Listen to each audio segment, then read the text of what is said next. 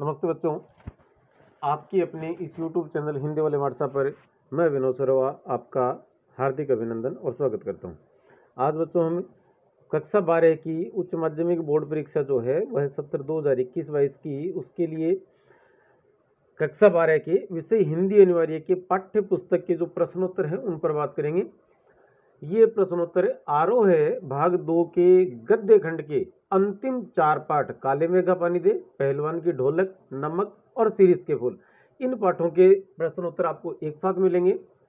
इनसे ठीक पहले के 2 पाठ हैं भक्तिन और बाजार दर्शन। उनके वीडियो देखने के लिए, उन पाठों के प्रश्नोत्तर देखने के लिए आप इससे ठीक पहले वाले वीडियो को देख सकते हैं।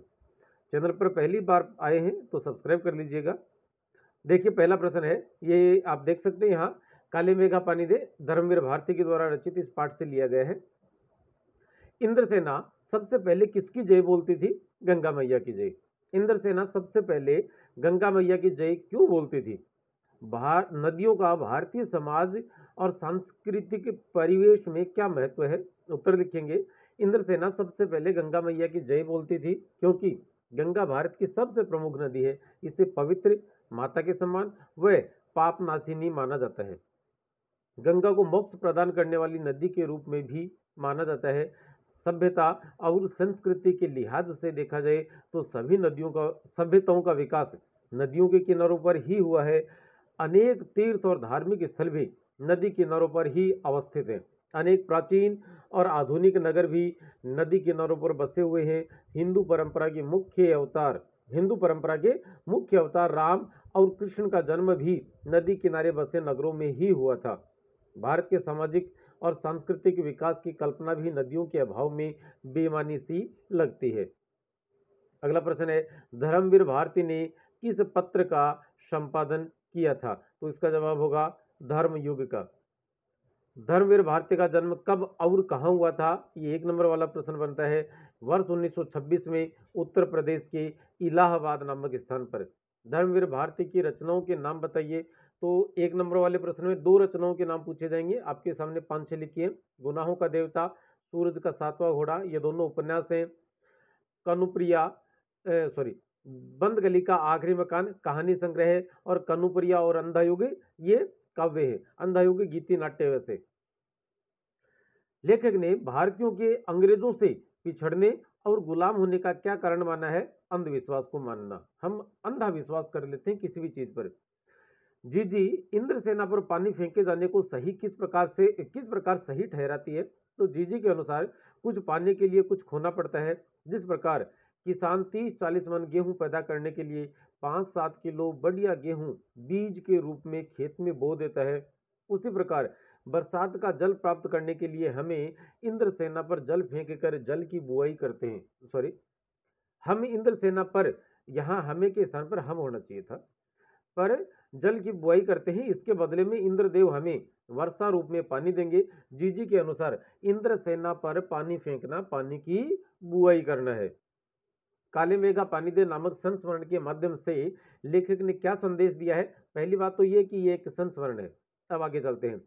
संस्मरण विधा में लिखे गए इस पाठ के माध्यम से लेखक ने मानव जीवन की परंपरागत मान्यताओं और वैज्ञानिक दृष्टिकोण में संतुलन बनाए रखने का संदेश दिया है। काले मेघा पानी दे पाठ के आधार पर जीवन में त्याग और दान के महत्व पर टिप्पणी लिखिए। इस बात को हम जीजी के वक्तव्य से समझ सकते हैं कि पाठ में जीजी के वक्तव्य से दान और त्याग के महत्व को समझा जा सकता है। जीजी कहती है, जब हम अपनी प्रिय वस्तु किसी दूसरे के हित के लिए देते हैं उसी को दान कहते हैं। जिस दान में त्याग की भावना न हो उसे दान की श्रेणी में नहीं रखा जा सकता। त्यागपूर्ण दान ही सच्चा दान कहलाता है, मतलब जिसमें त्याग की भावना हो। यदि हमारे पास लाखों करोड़ों रुपए हो और उनमें से 10-20 रुपए देने को दान नहीं कहा जा सकता। 10-20 रुपए दे दिए तो दान नहीं है। वो जो वस्तु हमारे पास कम है और उसकी हमें भी जरूरत है, उसी को दूसरों के हित के लिए देना ही सच्चा त्याग और दान कहलाता है। मानवीय गुणों की रक्षा के लिए त्याग और दान का अत्यधिक महत्व है। यथा प्रजा तथा राजा, हालांकि यथा राजा तथा प्रजा चलती है कि जैसा राजा होगा वैसी ही प्रजा होगी, लेकिन जीजी कहते हैं कि ये एक तरीका है एक एक साइड है। इसका दूसरा पहलू है कि जैसा राजा होगा वैसी ही प्रजा होगी, ऐसा भी नहीं है। यथा प्रजा की जैसी प्रजा होगी तथा राजा, वैसा ही राजा भी होगा। अर्थात इससे जी क्या कहना चाहती है, इसका मतलब ये है कि हम जैसा व्यवहार दूसरों के साथ करेंगे वैसा ही व्यवहार लोग हमारे साथ भी करेंगे। जी सभी काम लेखक के हाथों ही क्यों करवाती थी, ताकि उन कार्यों से मिलने वाला पुण्य वह लेखक को मिल सके। अब अगला पाठ है पहलवान की ढोलक। फणीश्वर नाथ रेणु, जन्म 1921, वर्तमान का अररिया, उस समय का पूर्णिया जिला, राज्य बिहार। और इनके द्वारा जो रचनाएं लिखी गई उनमें सबसे प्रमुख है मैलांचल, परति परिकथा, कहनीयन कहनी और दीर्घ तपा के बाद एक था आगिन खोर, आदिम रात्रि की महक, तीसरी कसम, मारे गए गुलफाम इत्यादि। ध्यान रखें उन चीजों का भी। गांव में कौन सी बीमारियां फैली हुई थी, तो हैजा और मलेरिया। अगला प्रश्न है परिस्थितियों को ताड़ने की विशेष शक्ति किसमें होती है, तो कुत्तों में। मृत प्राय गांव में संजीवनी कौन भर रहा था, तो पहलवान लुट्टन सिंह के ढोलक की आवाज। लुट्टन सिंह के माता पिता की मृत्यु हुई तब उसकी आयु कितनी थी, 9 वर्ष। शेर के बच्चे का नाम क्या था, चांद सिंह। राजा साहब का नाम श्यामानंद। काला खां के संबंध में कौन सी बात मशहूर थी, उनके संबंध में यह बात मशहूर थी कि लंगोट बांधकर आली कहकर विपक्षी पहलवान पर टूटता तो जैसे उसे लकवा मार जाता था। लुट्टन सिंह लगभग कितने समय तक राजा साहब के दरबार में रहा, 15 वर्ष तक। पहलवान का स्कूल खाली क्यों होने लगा, गांव के किसान और मजदूरों के बेटों को उचित खुराक नहीं मिल पाती थी, जबकि कुश्ती के लिए खुराक सबसे जरूरी चीज होती है, इसी कारण उसकी स्कूल खाली होने लगी। हाँ एक बात और, यदि आप पहला भक्तिन, दूसरा बाजार दर्शन और तीसरा पहलवान की ढोलक इन पाठों के प्रश्न उत्तर देखना चाहते हैं तो इसी चैनल पर इसके नीचे एक छोड़ के दूसरा है जिसमें लिखा है अभ्यास प्रश्न, और अभ्यास प्रश्न 2, ये अभ्यास प्रश्न हम 3 पढ़ रहे हैं, तो वहां से आप देख सकते हैं। उसमें फणीश्वर नाथ रेणु के कुछ और सवाल हैं जो इसमें नहीं शामिल किए, क्योंकि वो वहां आ चुके हैं, इसलिए रिपीट न हो, आपका वक्त भी बड़ा कीमती है, इसलिए उनको वहां रख दिया, उन प्रश्नों को यहां नहीं रखा है। इन तीनों पाठों के प्रश्न है। रात भर बजने वाली पहलवान के ढोलक का क्या असर होता था, पहलवान शाम से सुबह अर्थात पूरी रात ढोलक बजाता था। इससे गांव के अधमरे औषधि उपचार पथ्य विहीन प्राणियों में संजीवनी और शक्ति का संचार होता था। बूढ़े बच्चों और जवानों की आंखों के सामने दंगल का दृश्य घूमने लगता था, उनकी नसों में जोश का संचार होने लगता। हालांकि ढोलक की आवाज में बुखार को हटाने और महामारी को खत्म करने का गुण नहीं था, फिर भी मरते प्राणियों को आंखें मूंदते समय कोई तकलीफ नहीं होती थी, उनके दिलों से मृत्यु का भय खत्म हो जाता था। 1.5 हाथ का कलेजा होने का आशय क्या है, साहसी या हिम्मत वाला होना। महामारी फैले गांव की स्थिति को अपने शब्दों में लिखिए कि गांव सूना होने लगा था, रोज 2-3 लाशें उठने लगी थी, लोगों में खलबली मची हुई थी, चेहरे निस्तेज मतलब चेहरे पर कोई चमक नहीं रही थी। दिन में तो लोग घरों से बाहर निकलकर पड़ोसियों को सांत्वना आदि दे देते थे, लेकिन रात का दृश्य बड़ा ही भयानक होता था। सियारों के रोने और पेचकों की डरावनी आवाजों से रात्रि का सन्नाटा कभी कभार टूटता जरूर था। झोंपड़ियों से कै करने या कराहने की आवाज आ जाती थी, लेकिन किसी के घर जाकर सांत्वना देने की हिम्मत नहीं होती थी। माँ भी अपने बेटे को आवाज देने से डरती थी। बच्चे अपनी मरी सी आवाज में माँ माँ पुकार कर रोने लगते थे, लेकिन इससे रात्रि की निस्तब्धता पर कोई खास असर नहीं पड़ता था। रजिया सज्जाद जहीर के द्वारा रचित एक बहुत ही अच्छी कहानी नमक, उस नमक कहानी के देखते हैं। इनकी रजिया सज्जाद जहीर की एक रचना है जिसका नाम है जर्द गुलाब। सिख बीवी ने सफिया से क्या मंगवाया था, लाहौरी नमक। सफिया के भाई ने नमक ले जाने से क्यों मना किया था, सफिया का भाई पुलिस अधिकारी था, उसका मानना था कि कस्टम वाले नमक नहीं ले जाने देंगे और इससे हमारी बदनामी होगी, यदि पकड़े जाएंगे तो सामान को बिखेर देंगे, चिंदी चिंदी बिखेर देंगे, हालांकि वो शब्द भी इन्होंने इस्तेमाल किया था।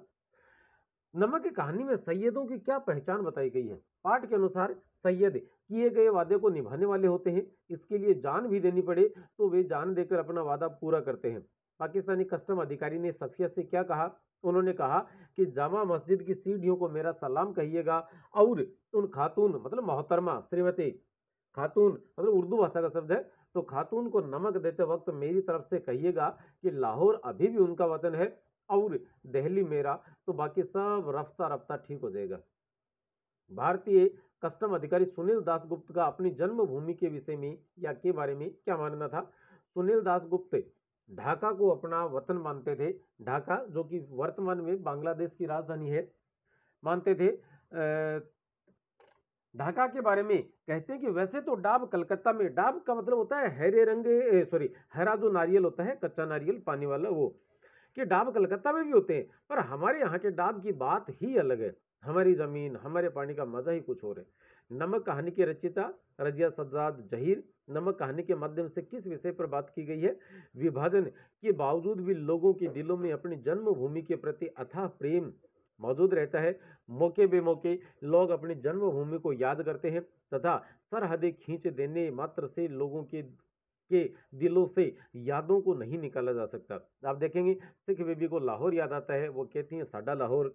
और इधर बात करें पाकिस्तानी कस्टम अधिकारी, तो वो दिल्ली की जामा मस्जिद को याद करते हैं, और सुनील दासगुप्त वो ढाका को याद करते हैं कि उनकी सरहदें खींच देने मात्र से लोगों के दिलों से यादों को नहीं निकाला जा सकता। इन्हीं सब बातों पर ध्यान केंद्रित किया गया है। शिरीष के फूल हजारी प्रसाद द्विवेदी, जन्म 1907 ईस्वी, आरत दुबे का छपरा, बलिया, बिहार।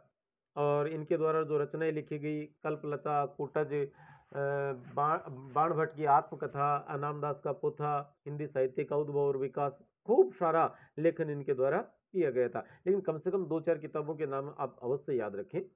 अवधूत, लेखक ने शिरीष को अकालजयी अवधूत क्यों कहा है? तो अवधूत ऐसे सन्यासी को कहा जाता है जो विषय वासनाओं से ऊपर उठा होता है। वह सुख दुख और कामनाओं से रहित होता है। वह प्रतिकूल परिस्थितियों में भी फक्कड़ बना रहता है। उसी प्रकार शिरीष का पेड़ भी सर्दी, गर्मी, वर्षा और भयंकर लू से अप्रभावित रहता है और वसंत आते ही फूलों से लद जाता है। जब गर्मी और लू से सारा संसार पीड़ित रहता है, तब ये पेड़ लहलहाता रहता है।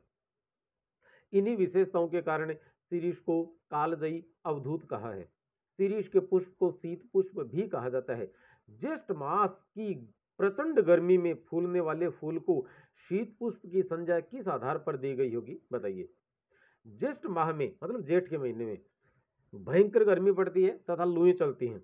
इससे सभी पेड़ पौधे सूख जाते हैं, लेकिन इकलौते शिरीष पर इसका कोई प्रभाव नहीं पड़ता।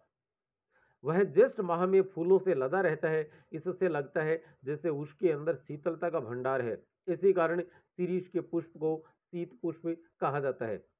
आचार्य हजारी प्रसाद द्विवेदी को साहित्य अकादमी पुरस्कार किस रचना हेतु मिला था? तो आलोक पर्व नामक निबंध संग्रह पर। आचार्य हजारी प्रसाद द्विवेदी के साहित्य का आधार क्या है? भारत का सांस्कृतिक इतिहास। आचार्य हजारी प्रसाद द्विवेदी के अनुसार हमारे देश का सबसे बड़ा सांस्कृतिक संकट क्या है? आधी आबादी अर्थात स्त्री की पीड़ा। आधी आबादी की पीड़ा या स्त्री की पीड़ा। सामाजिक अन्याय का सबसे बड़ा शिकार कौन हुआ है? नारी। नारी महिमा की प्रतिष्ठा किस ग्रंथ में स्थापित की गई है? बाण भट्ट की आत्मकथा में। बड़ा बेहतरीन उपन्यास है। शिरीष के फूल किस विधा की रचना है? तो यह एक ललित निबंध है जो कि कल्पलता से लिया गया है। शिरीष के फूल निबंध किस शैली में लिखा गया है? तो व्यक्ति व्यंजना व आत्मपरक शैली में। शिरीष के फूल निबंध किस संग्रह से लिया गया है? तो कल्पलता से। शिरीष के साथ आर्गवद की तुलना क्यों नहीं की जा सकती? क्योंकि आर्गवद 15-20 दिन के लिए ही फूलता है, जबकि शिरीष 3 से 4 महीनों तक फूलता रहता है। मतलब 3 से 4 महीनों तक इस पर फूल रहते हैं। शिरीष की तुलना किससे की गई है? कालजयी अवधूत से। संस्कृत साहित्य में शिरीष के पुष्प को कैसा माना गया है? कोमल माना गया है। ये कोमल वाली बात किसने कही थी?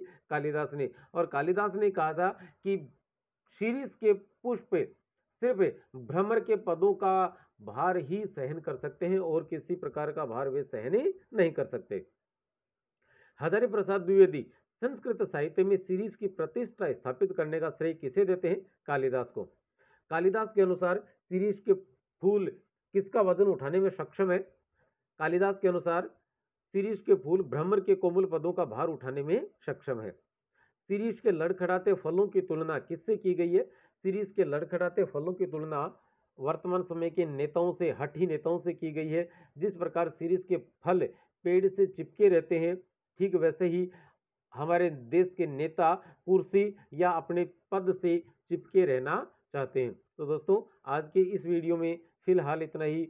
अब अगले वीडियो के साथ फिर मुलाकात करेंगे। तब तक के लिए नमस्ते, शुक्रिया, जय हिंद।